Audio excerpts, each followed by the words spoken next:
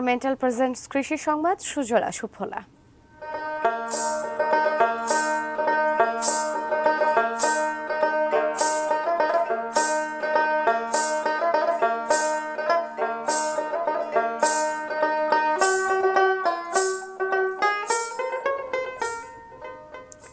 মিষ্টি আঙ্গুর চাষের সাফল্যে তাক লাগিয়ে দিয়েছেন নাটোরের শামসুল ইসলাম।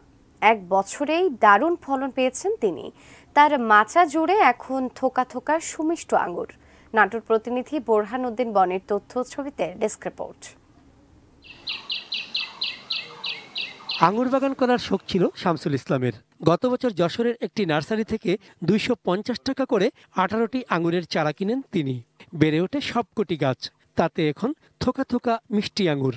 প্রথম বছরে মাচা তৈরিতে 10 থেকে 12 হাজার টাকা খরচ। তারপরে আর তেমন খরচ হয়নি। শুরুতে আত্মীয় স্বজনকে উপহার দিয়েছেন, এখন বাণিজ্যিক চাষের আশা তার। আমি আশা রাখি এই বছর আমি 40 থেকে 50 হাজার টাকা বিক্রয় করতে পারবো। আগামীতে ইনশাল্লাহ আমার আশা যে দ্বিগুণ ফলন হবে। আমি নিজেই চারা তৈরি করবো এই বছর। আমার অনেক আত্মীয় স্বজন বন্ধু বান্ধব তারা চারা নেওয়ার জন্য আগ্রহী।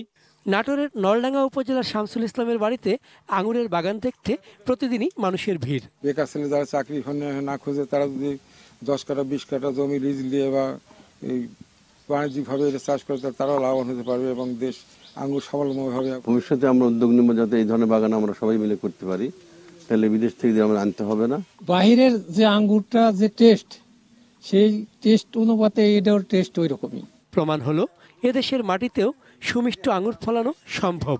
চাষের পরিধি বাড়লে কমলা, ড্রাগন, স্ট্রবেরির মতো আঙুরের আমদানি নির্ভরতাও কমে আসবে।